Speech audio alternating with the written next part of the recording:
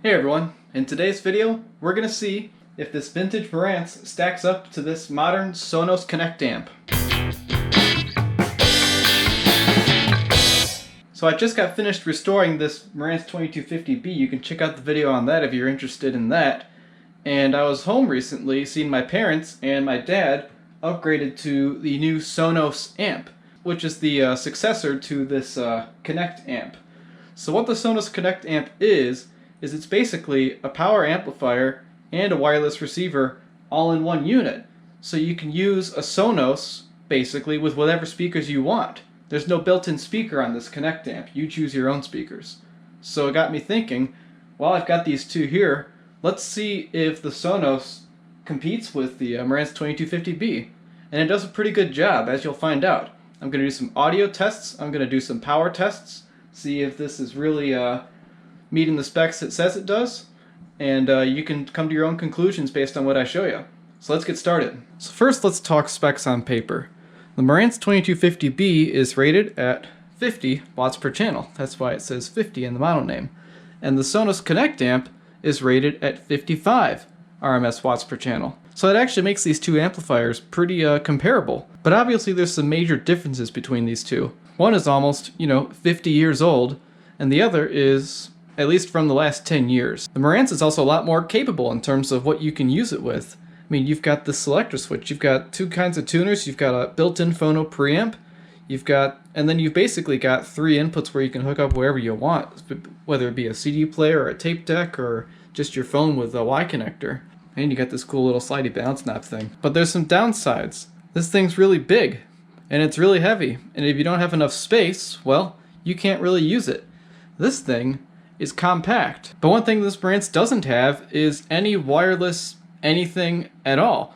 You need to buy a separate wireless receiver and run it in through the RCA jacks on either aux or tape or whatever, and then you can get some Sonos capability here. But the Sonos Connect amp, it has that built in, and it's got a pretty decent power amp at 55 watts per channel. That's more than enough to power your average bookshelf speaker.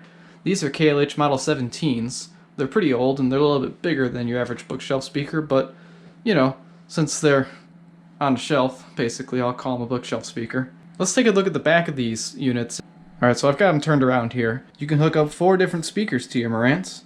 You can also isolate your power amplifier and preamplifier if you want to, based on your setup. And then, like I said, all these inputs here, plus some record outs if you want to record cassettes. And, FM radio stuff. The Sonos does not have an FM radio, but you don't really need it because you've got the Sonos app that you can use on your phone, and if you're going to use the app, it'll connect wirelessly. Or you can use one input. These speaker connectors, they're really nice.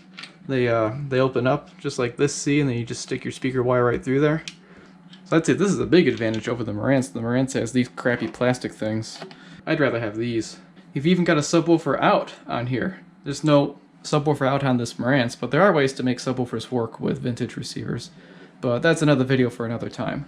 So real quick, I just want to see if this Sonos Connect amp really does make the advertised 55 watts per channel that it says it does. I've got my phone here generating a 1000 hertz tone. So in order to get this thing to actually clip, I had to use the Marantz's power amplifier out to the Sonos input to actually see clipping. Just using my phone and turning the volume up all the way on the Sonos did not induce clipping. So once I actually got it to clip, we saw that it started clipping at about 20.5 volts, and that going into 8 ohms, using Ohm's law, you find that it's about 52.5 watts per channel. So the Sonos Connect amp is close to its advertised power output, but even though the Marantz is advertised at a lower power level than the Sonos, the Marantz checks out at about 65 watts per channel. Watch my other videos to see tests on my Marantz where I prove that. Alright, so now that we've gotten a more up-close look at these two amplifiers, let's take a listen and see which one sounds better than the other. I have a selection of 3 tunes here. Each one is a different genre. Both amplifiers are turned up to a normal listening volume. The Sonos is set to completely flat, no changes to tone control, and the Marantz is set to flat with the exception of the loudness being turned on.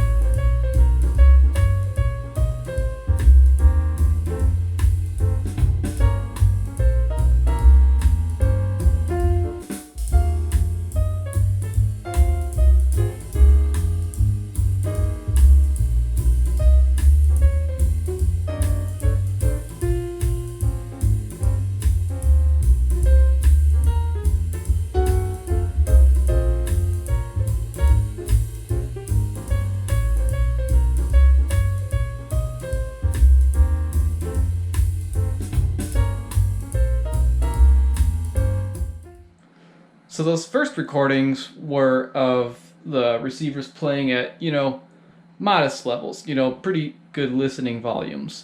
But what if you want to rock out? What if you want this thing to play really loudly? Which one's going to sound better when you do that? Well, in the next audio samples, I turned the Sonos amp as high as it would go, because that was considered to be rocking out volume for me.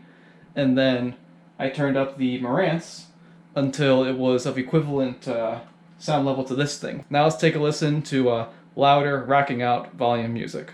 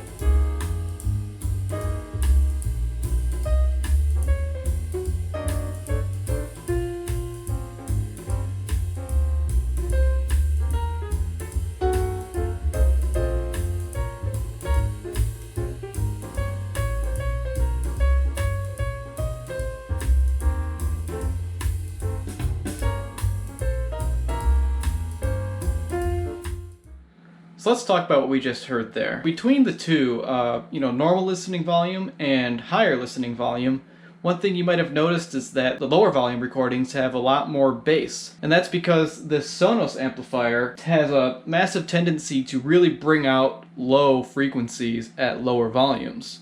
And because of that, I actually did my sound testing with the Marantz's loudness switch turned on, because I thought that'd be a more fair comparison just because of how the Sonos Connect amp behaves in general. I mean, clearly you see there's no equalizer controls, and there's probably something in the app, but the app wanted my location and everything about me, and I said that's enough, so stopped messing with that and just hooked up my phone with the aux analog in. But one thing's clear in each recording, and it's that the Marantz here is a little bit clearer. The bass isn't so amplified or loud, It's just a far better balanced sounding amplifier. at least through these KLH-17 speakers.